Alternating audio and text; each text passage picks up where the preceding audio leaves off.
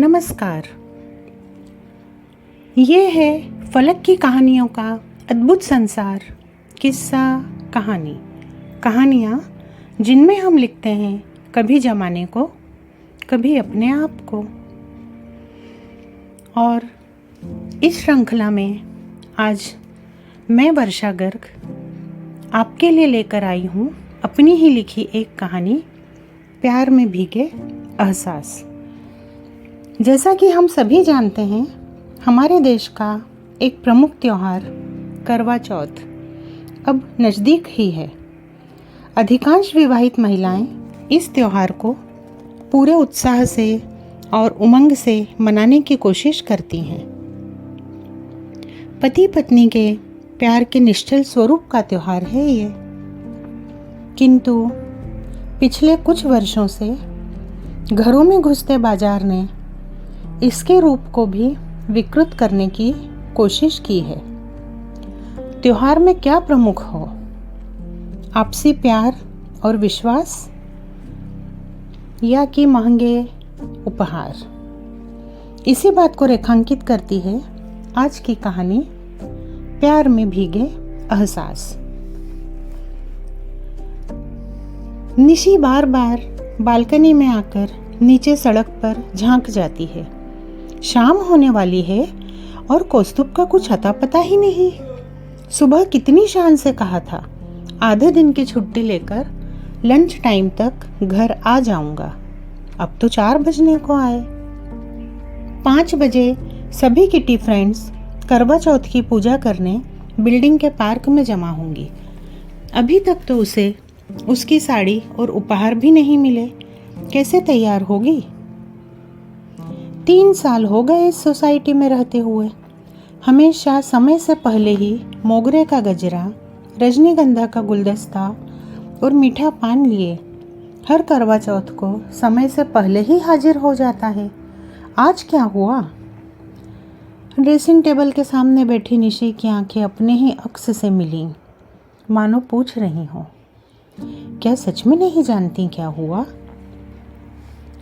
उसे भी इतना नाराज नहीं होना था। अन्य सहेलियों और उसकी स्थिति में बहुत अंतर है। कौस्तुभ चाहकर भी ढेरों महंगे उपहार नहीं ला सकता। अभी तक फ्लैट के लोन की भारी भरकम किस्तें जा रही हैं। पता नहीं क्या जिद चढ़ गई थी। अगर निभा नहीं सकते थे तो शादी क्यों की मुझसे? मेरे मन का आज तक कुछ किया क्या? सब कितने उत्साह से अपने गहने, महंगी साड़ियाँ और उपहार दिखाती हैं। मैं क्या बताऊं क्या मिला मुझे? फूलों का गुलदस्ता? निशी, तुम जानती तो हो हमारी हालत। एक बार लोन चुक जाए तब देखना, भले ही उससे पहले मैं मर जाऊं। डबडबाई आंखों से उसे देखता कौस्तुभ कुछ कोशिश करूंगा कहते हुए कितना उदास हो गया था। कई बार फोन लगा चुकी है, नेटवर्क क्षेत्र से बाहर बता रहा है। अचानक कॉल बेल की आवाज़ वर्तमान में लौटा लाई। भागकर दरवाज़ा खोला। 2-3 पैकेट हाथों में पकड़े एक अजनबी नजर आया। मैडम, साहब ने भिजवाया है, उन्हें आने में देर होगी। अंदर आकर पैकेट खोले। सुंदर लाल रेशमी साड़ी और जगमग करता हीरों का सेट है। ओह, तो ये बात है बच्चों। सहेलियों की बातें कानों में गूंज रही हैं। इन पतियों की जेब ढीली करवाने के लिए उंगली टेढ़ी करना जरूरी है। अपनी खुशी से कौन कुछ देता है? निशी तैयार होकर स्वयं ही अपने रूप पर मोहित हो उठी। अचानक कुछ कमी लगी। ओह, आज मोगरे का गजरा तो भेजा ही नहीं कौस्तुभ ने।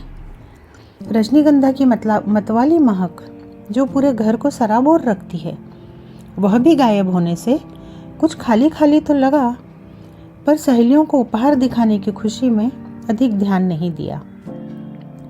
झटपट तैयार होकर पूजा की थाली हाथों में लिए पार्क में पहुंची। सभी ने मुक्त कंठ से उसकी साड़ी और गहनों को सराहा।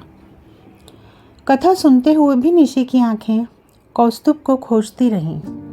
शादी के बाद आज पहली बार अकेले पूजा करने आई है। पूजा में मन ही नहीं लग रहा। कौस्तुभ कितने उत्साह से उसके जूड़े में अपने हाथों से गजरा सजाता है हमेशा। उसे आगे पीछे घूमते कौस्तुभ को देख सभी सहेलियां मन में कुढ़ती हैं। वर्मा आंटी ने 2-4 बार आगाह भी किया कि तुम दोनों के प्यार से जलती हैं सब। तब तो उसने उनकी बातों को मजाक में उड़ा दिया था, पर आज सच लग रहा है। अब निशी को कौस्तुभ की बेहद याद आ रही है। महंगी साड़ी, जेवर के ऊपर कौस्तुभ का हंसमुख और जिंदा दिल व्यक्तित्व हावी हो रहा है। क्या फ़ायदा ऐसे उपहारों का जब आपको यूं ही अकेला रहना पड़े। पूजा करके घर लौटते हुए हर कदम भारी है। इतनी महंगी साड़ी और जेवर का इंतजाम कैसे किया होगा कौस्तुभ ने। बहुत रोना आ रहा है, पर बचपन में माँ और दादी से सुनी बातें याद आ रही हैं। पूजा में या उसके बाद रोना अच्छा नहीं होता। हमेशा प्रसन्न मन से पूजा करनी चाहिए। नीचे बिल्डिंग में सब धमा चौकड़ी मचा रहे हैं। उसका मन ही नहीं कर रहा अकेले नीचे जाने को। कितनी देर से बालकनी में निष्प्रभ खड़ी है निशी, मन ही मन अपनी की गई ज्यादतियों के लिए ईश्वर के सामने माफ़ी मांगती हुई। सभी अपने पतियों के साथ नीचे आ जाएं। चंद्रमा निकलने में थोड़ी ही देर है। अनाउंसमेंट सुन घड़ी में देखा, 8:30 हो रहे हैं और कौस्तुभ का कहीं पता नहीं। बहुत घबराहट हो रही है निशी को। कैसी बचकानी जिद कर बैठी थी वह। घड़ी का कांटा धीरे धीरे 9 की ओर बढ़ रहा है। निशी के हाथ पैरों में जैसे ताकत ही नहीं बची। घर पर फ़ोन करने की भी हिम्मत नहीं। सब सुनकर माँ तो बहुत डांटेंगी। बाहर कमरे में कुछ आवाज़ हुई। जानी पहचानी रजनीगंधा की महक आई। पलट कर देखा, हाथों में गुलदस्ता थामे वही चिरपरिचित मुस्कान लिए कौस्तुभ खड़ा है। कहाँ थी अब तक? मेरी तो जान ही निकल गई। फ़ोन भी नहीं लग रहा था। साड़ी पसंद आई और गहने? तुम्हारे बिना कुछ अच्छा नहीं लगा, मुझे माफ़ कर दो। कैसी फालतू जिद थी मेरी। कहते हुए वह शर्म के मारे आंखें नहीं मिला पा रही है। बहुत सुंदर लग रही हो। नकली हीरे भी बिल्कुल असली लग रहे हैं तुम पर। क्या तुमने फिर मुझे बुद्धू बनाया? कहते हुए कौस्तुभ के सीने पर मुक्के बरसाने को उठे उसके दोनों हाथों को कौस्तुभ ने अपनी बाहों में कैद करते हुए उसके जूड़े में मोगरे की कलियां सजा दी।